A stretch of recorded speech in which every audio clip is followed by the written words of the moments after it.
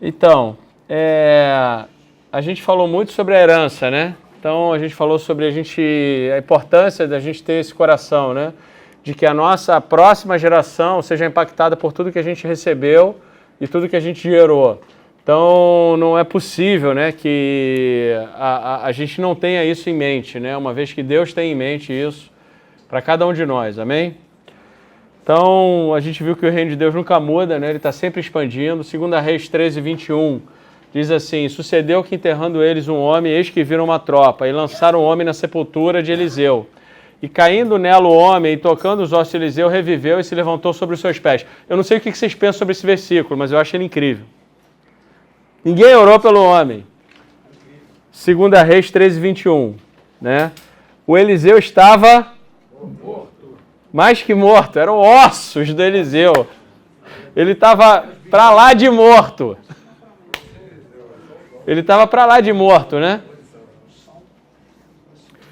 Mas tem uma coisa interessante sobre esse versículo. Vamos lá? Tem uma coisa interessante sobre esse versículo, que é 2 Reis 13, 21, que é a unção que foi derramada sobre a vida de Eliseu foi deixada onde ele estava. Estava intacta essa unção.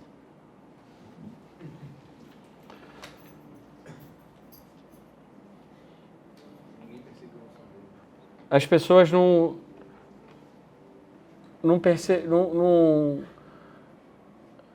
buscaram isso, né? Mas a unção estava lá. Ela permaneceu intacta onde ela foi deixada.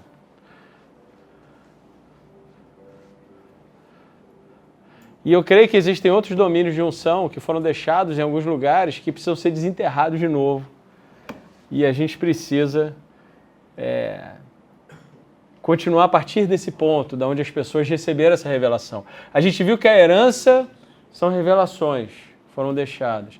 As revelações, elas nos proporcionam dar um passo a mais. Eu creio que a unção de Deus, ela impregna, tá certo? Ela tem uma capacidade além da nossa mentalidade, além daquilo que a gente consegue compreender. Mas eu creio também que, assim, o fruto de todo esse poder, de toda essa autoridade é relacionamento e intimidade, né? A gente pode visitar 1 milhão de lugares incríveis, eu já tive em alguns, e realmente é interessante, né? É bem interessante a gente ir nesses lugares, e eu creio que são plausíveis, né? De você experimentar assim, uma intimidade que você tem ligado mais no Senhor, não sei. Eu não gosto muito dessas coisas de... Pode ter um aspecto emocional também. Pode ter um aspecto também emocional que também pode até colaborar, talvez, com a sua intimidade com Deus. Pode acontecer. Mas... No osso não tem chance, né? no osso já é diferente, né? Não tinha nenhum aspecto emocional, não tinha nada. Ninguém sabia. O camarada foi jogado morto ali, saiu, encostou naquele osso e a unção estava lá, né? O que eu quero dizer é o seguinte, né? O que eu quero dizer é que existe uma herança, né, que a gente deve perseguir, a gente deve realmente buscar aquilo como um parâmetro para que a gente possa, não precise lutar as mesmas lutas, para que a gente possa lutar lutas diferentes. Amém? Então, Deuteronômio 29, 29 diz assim: as coisas encobertas pertencem ao Senhor nosso Deus, porém as reveladas nos pertencem a nós e a nossos filhos para sempre. 29, 29. Para que cumpramos todas as palavras dessa lei. Então, a mudança que eu creio que o Senhor trouxe de diferente para nós, né? Então ele diz aqui: as coisas encobertas pertencem ao Senhor nosso Deus. Amém? E as reveladas pertencem a nós e a nossos filhos para sempre. Qual foi a mudança que Jesus trouxe com relação a esse versículo, eu creio? Ele diz assim em Mateus 13, 11, ele respondendo disse-lhes: porque a vós é dado conhecer os mistérios do reino dos céus, mas a eles não lhes é dado. Então o que ele mostra é o seguinte, que o Senhor realmente escondeu coisas, mas não escondeu de nós, ele escondeu para nós, para que fossem descobertas por nós, para que possamos realmente buscar essas revelações, esse entendimento, através dessa intimidade que hoje nós podemos ter, né, que nós desfrutamos. Eu falei com vocês aqui na semana passada, eu fiquei muito impactado quando eu ouvi isso, né? Quando quando eu comecei a imaginar, né, a gente caminhando lá no céu e encontrando Davi e Moisés, e a gente na expectativa de saber com eles, poxa, como é que foi? Foi incrível, né, aquele tempo, me conta. E eles com uma expectativa 10 vezes maior de saber, mas como é que foi ser o templo do Espírito Santo? Não há desculpa para nenhum de nós, né? Então, o Espírito Santo nos revela os mistérios, né? E essas revelações que nos levam ao próximo nível. Então, João 16, 13 e 14 diz assim, mas quando vier aquele Espírito da verdade, ele vos guiará em toda a verdade, porque não falará de si mesmo, mas dirá tudo o que tiver ouvido, vos anunciará o que há de vir. Ele me glorificará, porque há de receber do que é meu, e vou lá de anunciar. Amém? Então é por isso que é interessante que a Bíblia diz, desde a antiguidade não se ouviu, nem se viu, né? Isaías fala em 64:4, porque desde a antiguidade não se ouviu, nem com o ouvido se percebeu, nem com os olhos se viu, em Deus, além de ti, que trabalhe para aquele que nele espera. Porque desde a antiguidade não se ouviu, nem com o ouvido se percebeu, nem com os olhos se viu, um Deus além de ti, que trabalhe para aqueles que nele esperam. Em 1 Coríntios isso é alterado também. 1 Coríntios capítulo 2, versículo 9 a 10, diz assim, mas como está escrito, as coisas que o olho não viu, o ouvido não ouviu, e não subiram ao coração do homem, são as que Deus preparou para os que o amam. Mas Deus nola revelou pelo seu Espírito, porque o Espírito penetra todas as coisas, ainda as profundezas de Deus. Então Deus não esconde de nós, Ele esconde para nós.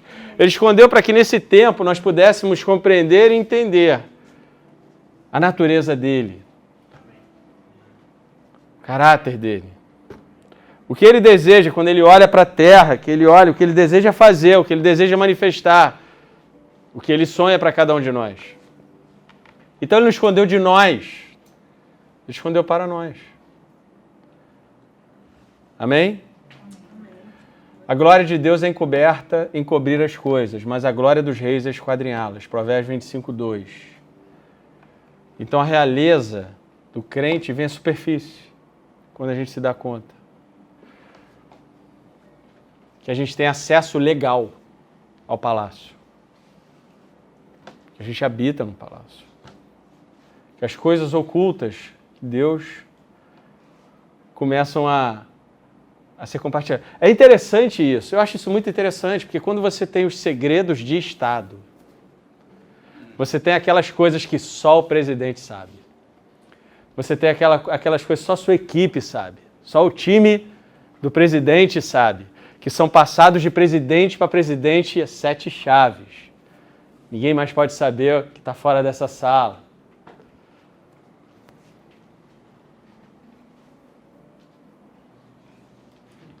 É interessante isso. Jesus, ele viu ele fazia o que viu o Pai fazendo, amém? Então Deus tinha que ir revelando para ele as coisas que estavam acontecendo. E tudo isso glorificava o nome do Pai. Amém? E tem coisas que a gente poderia ter recebido já da nossa geração que veio antes de nós. Mas tudo que você recebeu, o teu chamado é levar isso adiante, a um próximo nível. E ter a responsabilidade de compartilhar isso com a próxima geração, não se perder. A gente não pode ter essa preocupação, a gente não pode ter esse descuido.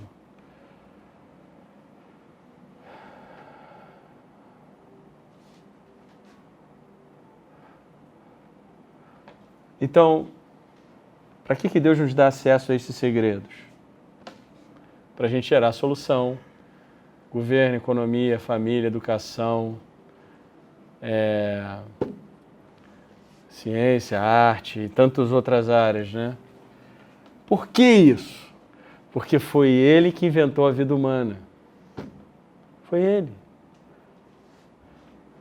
Então eu creio que nesse tempo, o tempo que a gente está vivendo hoje, é um tempo que Deus está abrindo seus domínios, de forma que a gente possa experimentar isso e proporcionar às gerações que virão uma realidade diferente, para que eles já nasçam numa realidade diferente da nossa, da que a gente recebeu. Amém? Então isso é maturidade, amém? E eu acho interessante quando o Bob Conner fala uma coisa bem legal, né?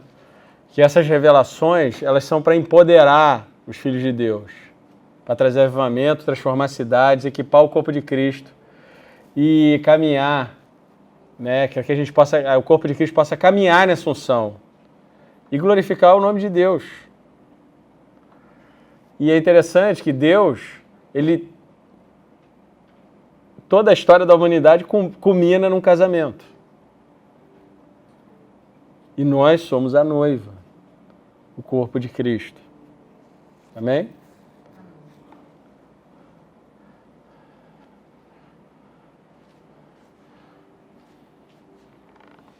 Então, assim, o alvo não é você passar a vida inteira construindo o seu ministério. Porque se você é um seguidor de Jesus, você já tem um ministério. O alvo é o que eu recebo dessa geração e o que eu passo para a próxima geração. O que a sua vida vai deixar como legado.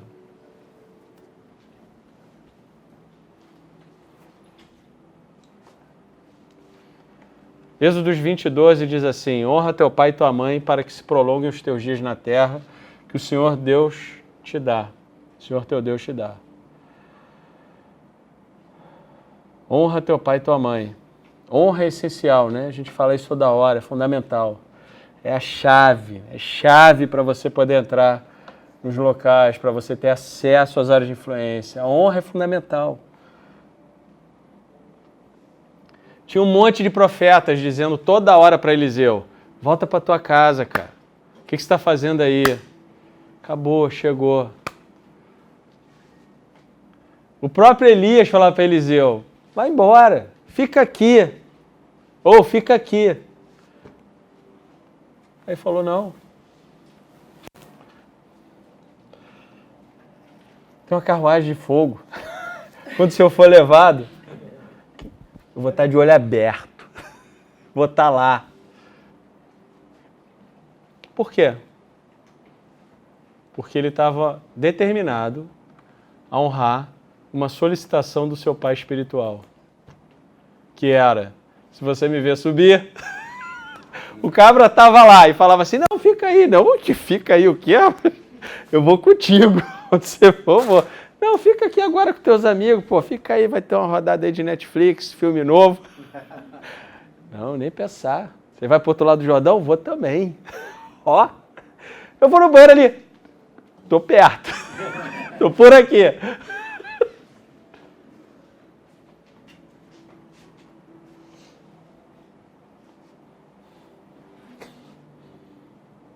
Então, a honra de Eliseu não foi um elogio, né? Ela foi uma palavra de agradecimento. E uma determinação intensa, né? Daquilo que ele recebeu do pai dele espiritual. Esse é um princípio dado por Jesus, tá? Se a gente vê lá em Mateus 10:41, quem recebe um profeta no caráter de profeta receberá o galardão do profeta. Quem recebe um justo no caráter de justo receberá o galardão do justo. Então, quando você honra um profeta, você não está só honrando uma pessoa. Você está honrando a unção que essa pessoa carrega e você está tendo acesso aos domínios espirituais que estão abertos para a vida dele. Amém? No qual essa pessoa viveu. Não é que você virou um profeta porque você andou com um profeta, mas algo transborda sobre a sua vida. É impressionante mesmo. Isso é extraordinário.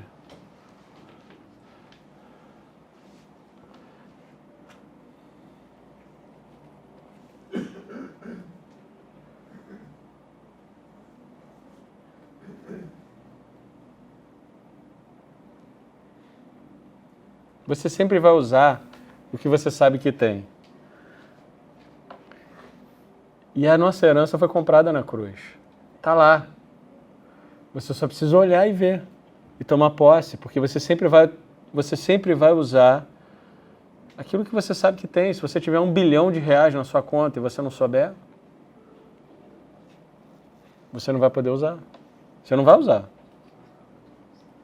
E mesmo assim é uma comparação pobre, muito pobre. Muito pobre com o que você tem disponível para você.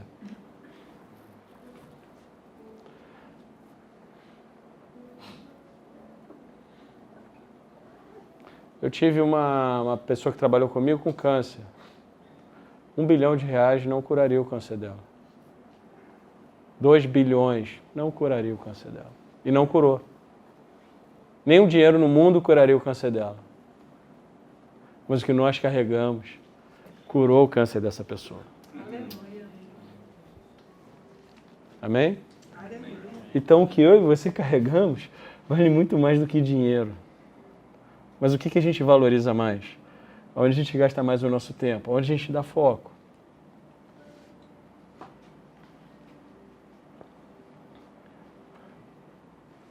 Olha que legal, ó. Efésios 2, 6, 7 diz assim: juntamente com ele nos ressuscitou e nos fez assentar nos lugares celestiais em Cristo Jesus para mostrar nos séculos vindouros. Amém? A suprema riqueza da sua graça, em bondade para conosco. Eu fico ainda perguntando, Senhor, essa sua graça, eu não entendo direito, me mostra. Aliás, quando eu tenho uma revelação, eu me dou conta de quão nada eu conheço, de quão pouco eu conheço. Eu me sinto, eu falo, Senhor, eu não sei nada. Eu sei tão pouco.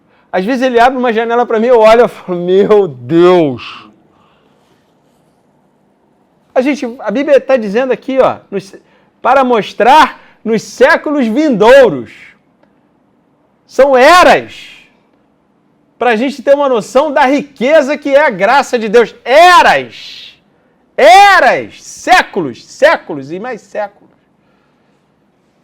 Para a gente ter uma noção só da graça.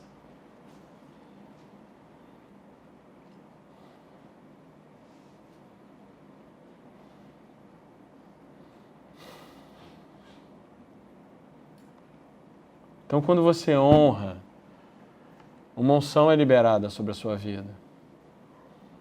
Você entra em domínios de revelação, você entra em áreas que aquela pessoa buscou para viver. Amém? Então, o que você tem que fazer é aprender a se posicionar. Se posicionar para a próxima geração. A gente não pode levantar só filhos de avivamento. A gente tem que levantar pais. Pessoas que vão ser treinadas para serem bons pais.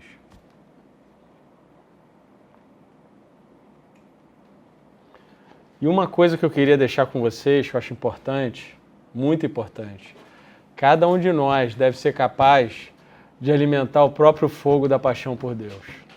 Você não pode depender de ninguém. Você tem que... Eu não estou falando assim que você não vai honrar as pessoas. Acabei de falar que é importante se honrar. Mas estou falando depender. Você tem que ser capaz de alimentar o próprio fogo da sua paixão. Eu vejo pessoas que às vezes começam muito bem, né, voando no Senhor, e daqui a pouco, cadê essas pessoas? Eu vejo pessoas que estão com problemas gigantes. E aí, quando o problema é resolvido, cadê essas pessoas? O cara estava ali, ó, dia e noite, buscando a face do Senhor, crescendo, crescendo, crescendo, para resolver um problema.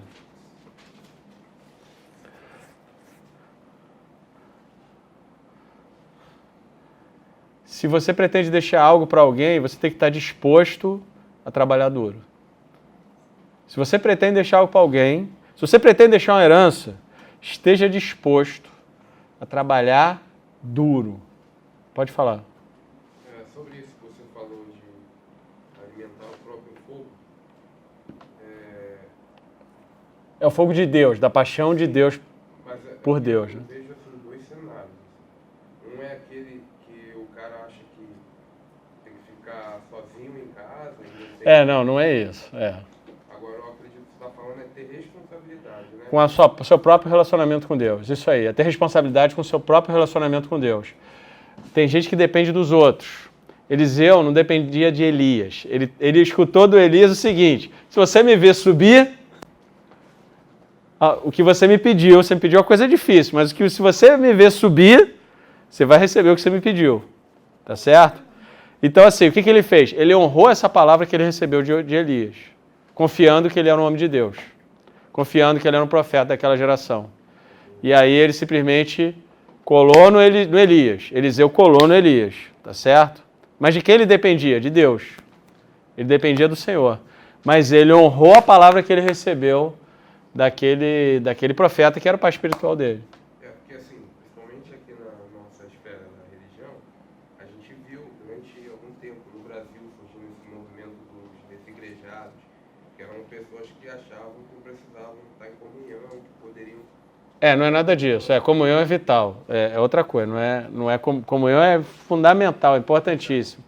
Mas o que eu estou querendo dizer cara, a gente tem que ter a capacidade de se manter, cara, com foco no Senhor, tá certo? E alimentar isso de uma forma constante e contínua. E assim, eu acho que uma das partes disso é você pedir a Deus, cara, uma visão de 100 anos, uma visão de 200 anos. Senhor, me dá uma visão de 100 anos, me dá uma visão de 200 anos. O que é para eu começar a fazer agora, que vai impactar as próximas gerações? Como é que 2120 se parece? O que eu posso começar a fazer? Qual é a minha parte no ano de 2120? Qual é a minha parte? Qual a sua responsabilidade para com as pessoas que vão nascer em 2100 e em 2120 vão estar com 20 anos? Qual é a sua parte? Porque Moisés foi assim com Josué, Davi foi assim com Salomão, a gente já viu isso.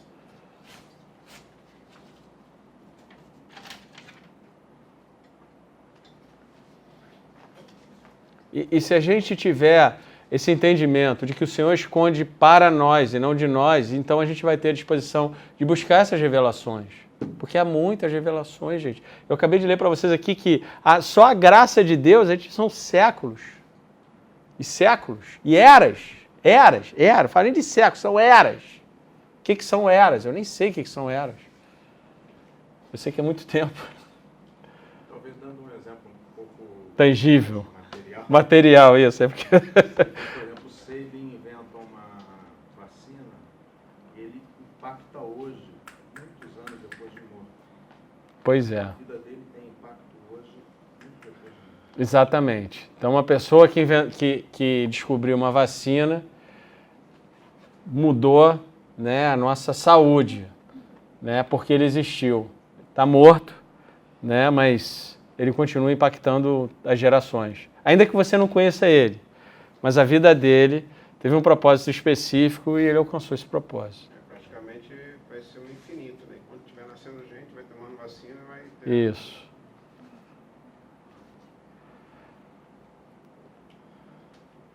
Então, quando a gente pensa assim, né? Uma vida sobrenatural, uma vida totalmente normal. E ela deveria ser normal para todas as gerações a partir da gente. As pessoas... Liga o ar, por favor, Thiago, que está meio quente. Tá ligado ou não? Tá desligado aí atrás. Tá ligado? Não, é porque estava fresquinho. Bom, enfim. Então, assim, a gente tem que ter esse cuidado, né? De que a revelação que você alcançou, a revelação que Deus te deu, possa ser uma base para as próximas gerações, ok?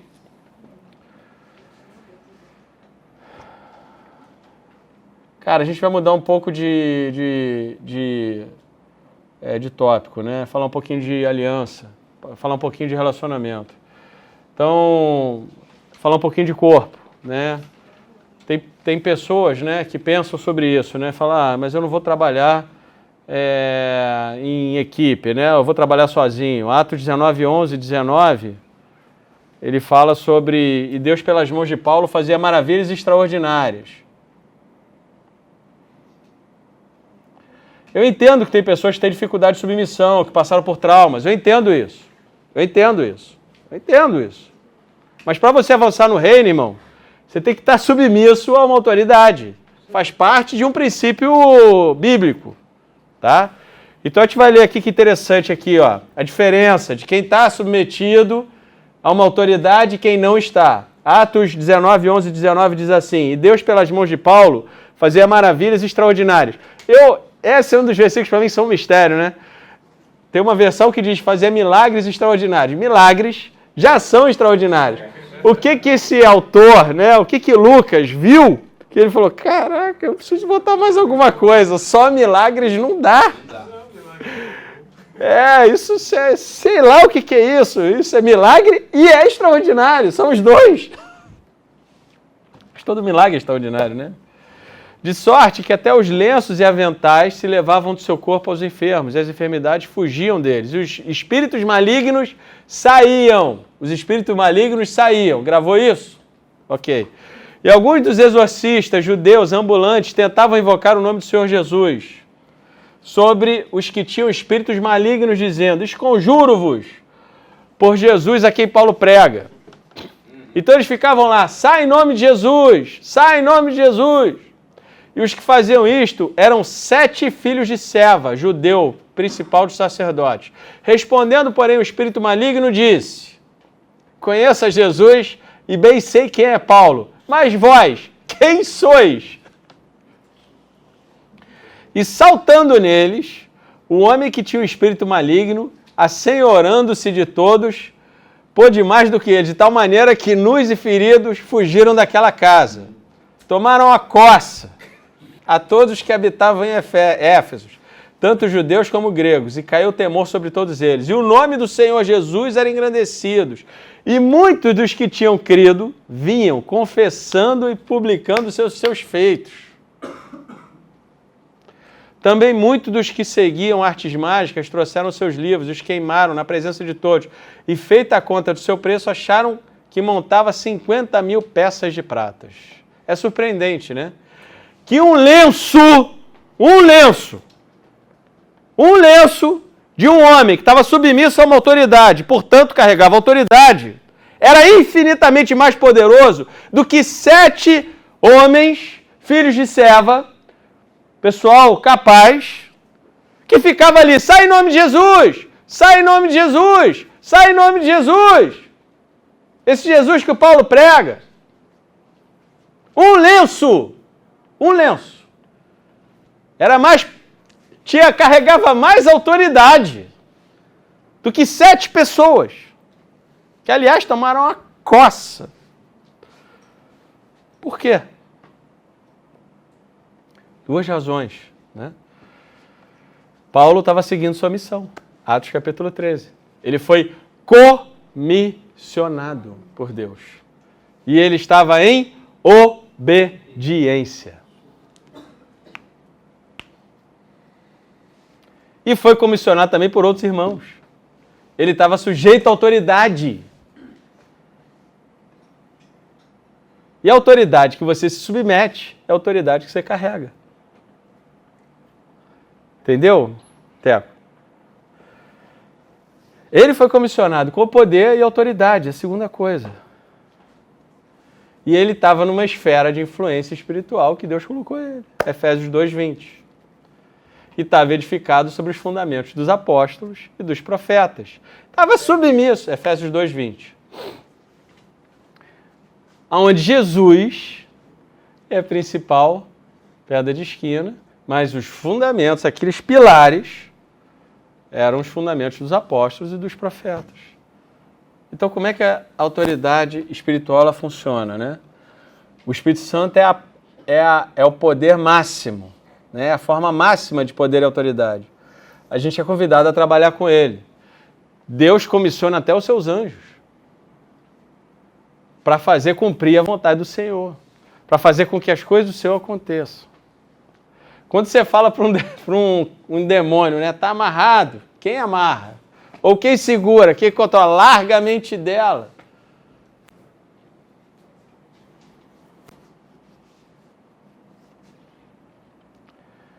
E a gente tem um papel nisso. Hebreus 1,14 diz que os anjos, enquanto a gente está aqui, né, foram comissionados para nos ajudar a trazer o reino de Deus. Eles estão aguardando que você esteja alinhado com a vontade de Deus. Bum! E libere isso na atmosfera, para que se faça cumprir a vontade do Senhor através da sua vida, para que você cogoverne com Ele.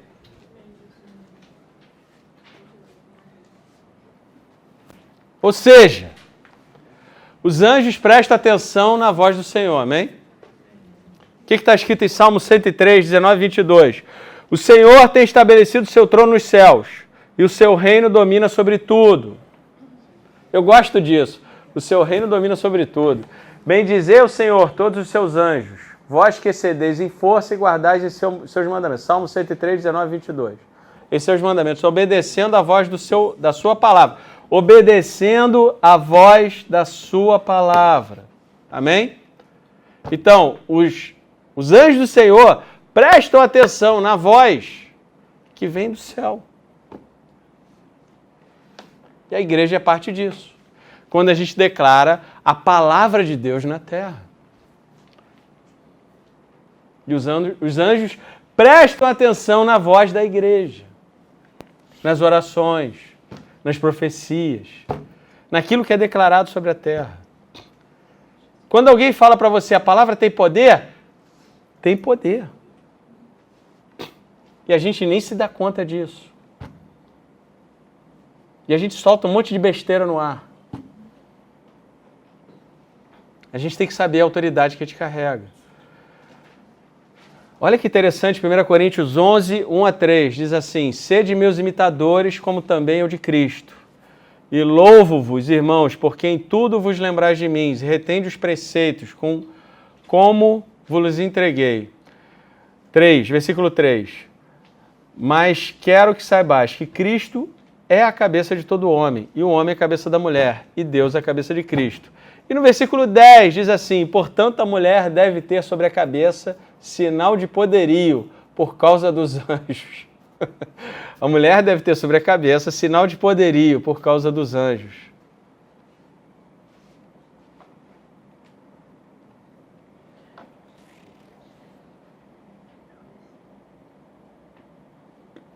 A gente não é comissionado para oprimir ninguém.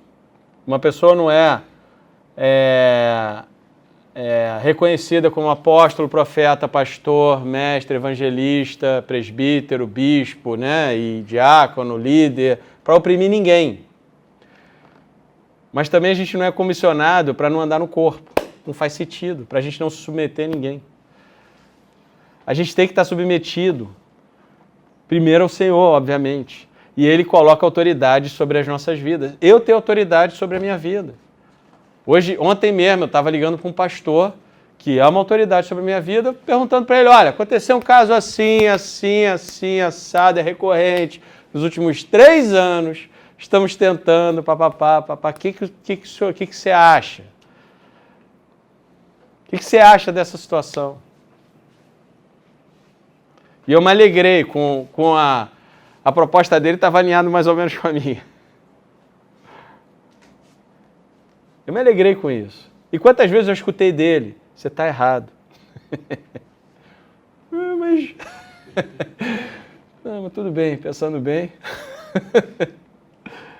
A gente tem que estar submetido, irmão. A gente está sujeito ao... Oi? Essa é a parte mais difícil. Por quê? Não deveria. A gente é um corpo. Deus estabeleceu assim, não deveria. Jesus é o cabeça e nós somos o corpo de Cristo. A noiva do Senhor, quando ela está submetida à autoridade, ela é a noiva de Deus. Ela está submetida à autoridade. Os anjos sabem quando a noiva do Senhor está submetida à autoridade, porque ela carrega a autoridade. Amém? Então, será que os anjos sempre saem e respondem todas as orações, todos os pedidos da noiva do Senhor? O que vocês acham? Sim ou não? Não? Por que não? Hã? Quando a gente não está submetido. A gente só quer os benefícios do reino. A gente não quer também servir ao Senhor. Deus comissionou um sacerdócio real. E o propósito desse sacerdócio é equipar os santos na obra do ministério, para que a gente cresça à medida da plenitude de Cristo. A medida da plenitude de Cristo. Irmão, eu também não sei o que é isso. A medida da plenitude de Cristo. É extraordinário. Efésios 4:13. E agora, quantas pessoas já experimentaram bênçãos incríveis aqui por terem se submetido aos seus líderes? Levanta sua mão, por favor. Quantos aqui já experimentaram bênçãos incríveis? Amém, eu também. Josué experimentou bênçãos incríveis, um destino incrível por ter se submetido a Moisés. Eliseu experimentou por ter submetido a Elias. Salomão experimentou por ter submetido ao seu pai Davi. Os discípulos experimentaram por terem obedecido, submetido e honrado a Jesus. Timóteo experimentou por ter submetido e honrado seu pai espiritual, Paulo. Bill Johnson experimentou por ter submetido ao seu pai. Ele sempre fala, eu sou um pastor da 5ª ou da 6ª geração. Ele honra as gerações anteriores. Cara, o Chris Vallotton, o cara era uma porta. Eu acho incrível, quando eu olho o Chris Vallotton hoje, eu falo, meu Deus, eu conheço as histórias dele. Cara, coisas assim que tu olha e tu fala, não é possível, esse cara, como é que hoje esse cara está ministrando reis, presidentes, senadores, teve com o Papa. Como é possível isso? E aí eu olho para o Bill Johnson e eu falo, caramba, é incrível, esse cara se submeteu a uma autoridade, experimentou benefício disso. O Daniel Kolenda experimentou, se submeteu ao Reinhard Bonnke e tantos outros, e cada um de nós aqui experimentou isso. A lista é grande. Paulo diz para Timóteo, que de mim ouviste, passa para homens fiéis, idôneos e outros. Então ele dá uma submissão. Que de mim ouviste, Timóteo, passa para homens fiéis, idôneos e outros. É, isso aí. Então deveríamos ter aí dentro dessa lista 4 pessoas, pelo menos, para... Pelo menos 4, né? Paulo, Timóteo. Amém. Então, não se trata apenas de transferência de dons, não se trata apenas de transferência de unção. Só um minutinho, Teco. A gente tá... Ah, tá.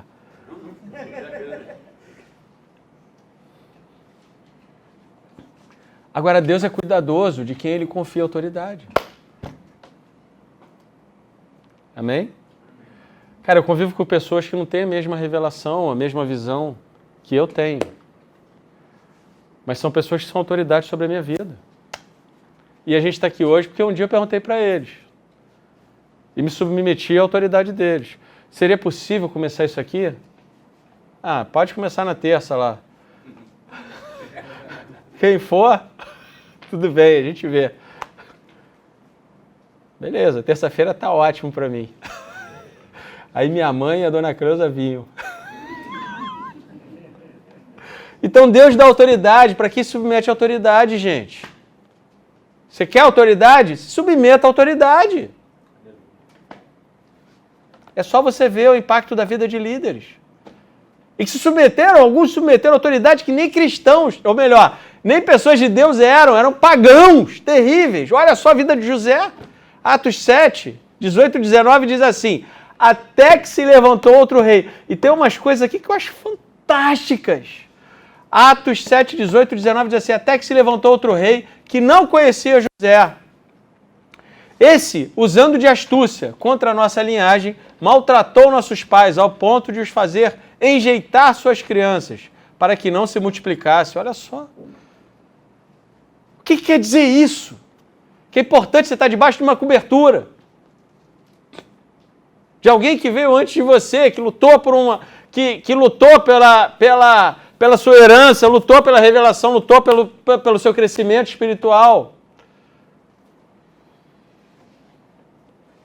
Quando José morreu, a cobertura saiu.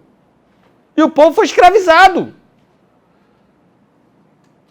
Agora, se você olhar a vida de José, você vai ver que ele passou por várias situações e teve várias vitórias pessoais. As vitórias pessoais de José se tornaram uma cobertura coletiva para todo o seu povo. Agora, não tem vitória sem batalha. E batalhas são excelentes para nos livrar das prisões, para gerar em nós o caráter que é necessário para que a gente possa viver no palácio.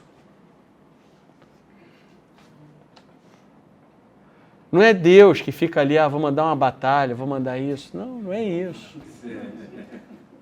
Mas entre a prisão e o palácio tem um processo. E a guerra facilita muito o avanço do processo. Vai avançar no processo lá, com bastante dinheiro na conta, vida mansa na praia, altas ondas. Vai avançar no processo do caráter, vai. Sem uma guerrinha caprichada. Então, para a gente poder viver no palácio e desfrutar de tudo que temos, né, disponível, as guerras fazem parte do desenvolvimento. Elas ajudam a desenvolver um caráter. E José teve diversas, né? Uma atrás da outra, foi na sequência. Pá. Não, eu acho que agora eu cheguei no fundo do poço. E continuou caindo. Falei, não cheguei não. Mas eu gosto do fundo do poço. Eu acho interessante o fundo do poço, porque é lá que você fica em pé. É lá que você começa a ficar de pé. E é interessante que ele tinha tudo para se tornar um homem amargo, rancoroso. Mas a Bíblia diz que José era tão bom, tão bom, tão bom. Cara, eu fico impactado com isso. E embora o faraó fosse um rei pagão, ruim, José se submeteu ao faraó. E não quer dizer que ele abandonou a sua identidade como homem de Deus e nem suas crenças em Deus. Mas ele reconheceu a autoridade que estava delegada por Deus ao faraó.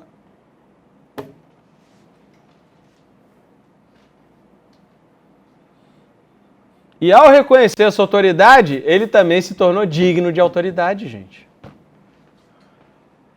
E os israelitas tiveram um tempo incrível durante o governo de José. Mas não é porque os israelitas mereciam, é porque José merecia. Gênesis 50, 1, 3. Cara, esse versículo me impressiona, mas me impressiona muito, muito, muito. Eu fico muito impactado por esses 3 versículos, porque diz assim: então José se lançou sobre o rosto do seu pai, chorou sobre ele e o beijou. Aqui Jacó tinha morrido, tinha acabado de falecer. E no versículo 2 diz assim: e José ordenou aos seus servos, os médicos, que embalsamassem seu pai. Os médicos embalsamaram Israel. E cumpriram-se-lhe 40 dias. Então, os judeus ali choraram por 40 dias. E a Bíblia diz no versículo 3 que os egípcios choraram 70 dias. Isso assim, eu fico muito impressionado com isso.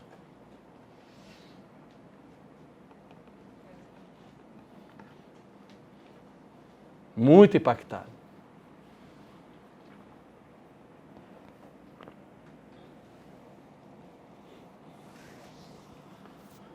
É impressionante, né?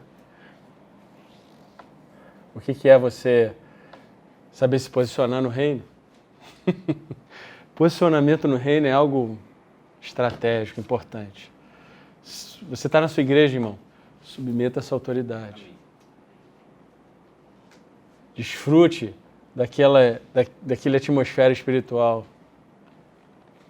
Essa geração que está vendo aí é pior que a nossa. A nossa é braba. É braba de lidar. Confronta para você ver. Confronta, discipula a pessoa de verdade. Confronta. Escuta, quantas vezes eu escutei, você está errado. Você está errado, para de fazer isso, está errado. Certa a tua esposa. Quantas vezes eu escutei, não é possível. Quantas vezes eu escutei coisas que eu não queria. E quantas coisas eu confiei na autoridade que essa pessoa carregava. Quantas vezes. E quantas vezes eu já cheguei para pessoas e falei, olha, irmão, isso aí, lamento, você está completamente errado. Ah, é? Tchau. Tem uma igreja ali do lado.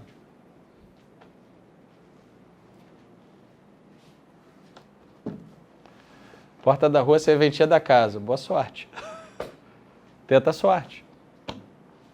Uma vez, quando eu fui reconhecido presbítero, aí um camarada da nossa igreja virou para mim e falou assim, eu quero só ver, agora vamos ver mesmo se tu é presbítero mesmo, não sei o que, como é que ele falou? Vamos ver se tu vai me pastorear mesmo. Eu falei, vamos ver se tu é minha ovelha. Não sei.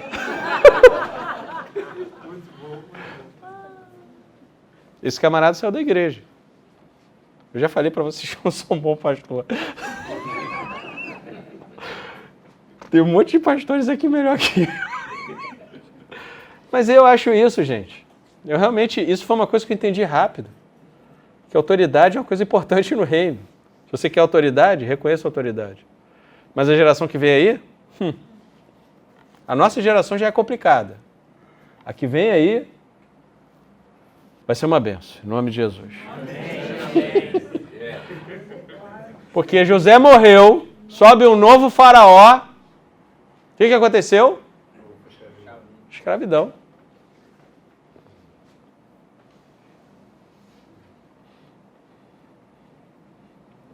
A gente tem que entender que a obediência física traz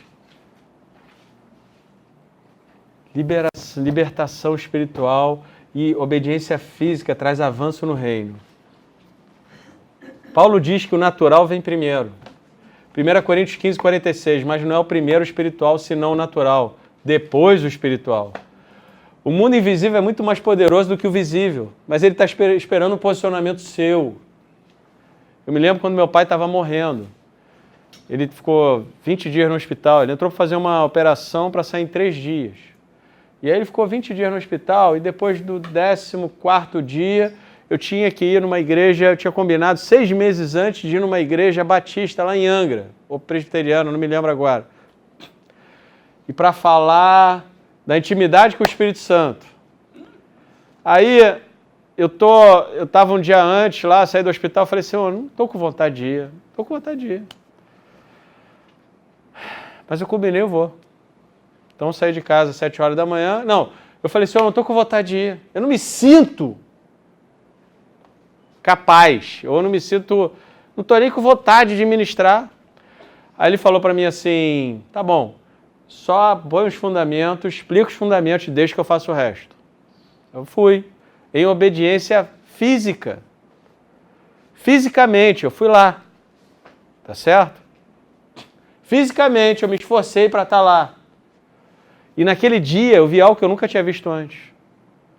Terminar de ministrar sobre a graça de Deus, sobre a intimidade com o Senhor, e botar meu microfone e falar, acabei, agora é com o Espírito Santo, quem quiser mais, estende a mão aí que ele vai derramar.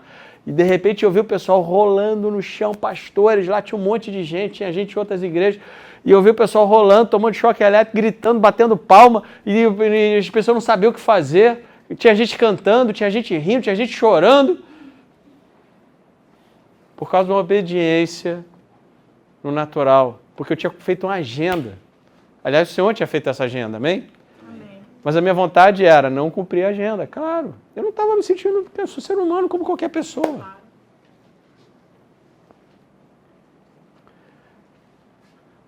Mas essas coisas são importantes para Deus, gente. A gente tem que saber isso. A gente precisa aprender como é que eu ganho o favor de Deus. Como é que eu ganho o favor de Deus no mundo invisível e trago ele para o mundo visível? Como é que eu ganho isso? Submeter a autoridade é uma delas. Honrar seu pai espiritual é outra. Honrar seu pai e sua mãe é outra. Saber que tem um legado que você recebeu, honrar esse legado é outra coisa. Reconhecer a autoridade da sua vida é outra coisa. Reconhecer as autoridades colocadas por Deus é outra coisa. Deus levanta homens como José, como Moisés, como Davi, não para a gente ver, nossa, que incrível essas pessoas, não. Mas é para o bem do seu povo. É para equipar o corpo de Cristo. E quando o povo se coloca no lugar de submissão aos seus líderes, as vitórias que eles obtiveram são suas heranças. Amém?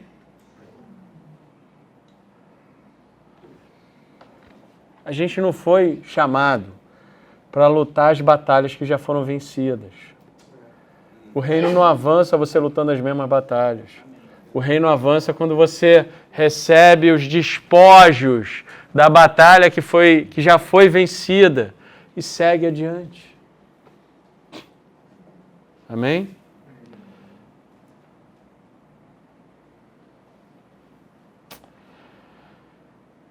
Gente, eu vou terminar por aqui. A gente vai ter mais uma aula só sobre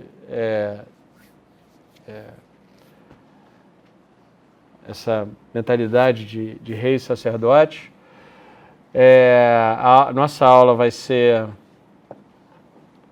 Nossa próxima aula agora vai ser no dia 7. Dia 7 de janeiro, tá? Então, a nossa próxima aula vai ser no dia 7 de janeiro. E aí, nessa aula, eu vou dar um resumo de tudo que a gente falou e vou terminar essa aula de hoje, que eu não consegui terminar, tá? Mas todas essas aulas, de qualquer maneira, estão num... Eu vou pegar só os pontos mais importantes para a gente fechar esse assunto.